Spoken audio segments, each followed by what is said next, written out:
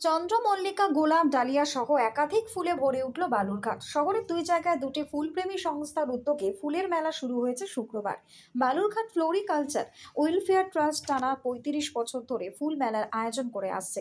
শহরের চকভবানী কালীবাড়ি মন্দির প্রাঙ্গণের উন্মুক্ত জায়গায় ৩ দিনের এই ফুলের মেলা শুরু হয়েছে এদিন, যা আগামী রবিবার পর্যন্ত চলবে। এদিন দুপুরে মেলায় দেওয়া ফুলের প্রতিযোগিতার বিচার পর্ব চলেছে। বিকেলে একাধিক ফুলের প্রদর্শনীর উদ্বোধন হয়েছে। রবিবার সন্ধ্যায় প্রতিযোগিতার বিজয়ীদের পুরস্কার বিতরণী অনুষ্ঠান চলবে। অন্যদিকে বালুরঘাট হর্টিকালচার ওয়েলফেয়ার সোসাইটির উদ্যোগে ফ্রেন্ডস ইউনিয়নের মাঠে তৃতীয় বর্ষের ফুলের মেলা শুরু হয়েছে এদিন।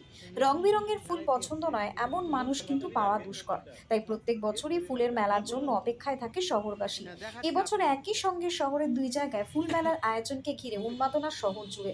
কোথাও ফিলাটেন্ডার, মনিস্টার সহ একাধিক অর্নামেন্টাল ফুলে ভরে উঠেছে মেলা প্রাঙ্গণ, কোথাও আবার আপেল, কমলালেবু গাছে ভরে উঠেছে। দুপুর পেরোতেই শহরবাসী দুটি জায়গায় অনুষ্ঠিত ফুলের মেলায় ভিড় জমিয়েছেন।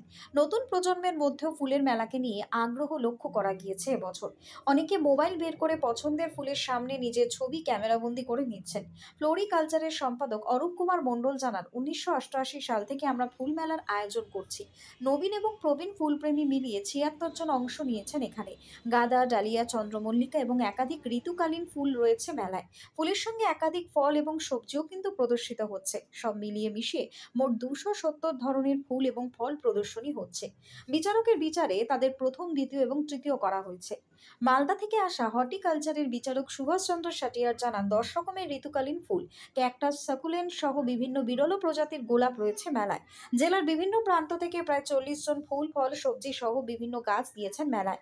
উন্নত মানের প্রতিযোগিতা চলছে। গোলাপের আন্তর্জাতিক মানের প্রদর্শনী হচ্ছে।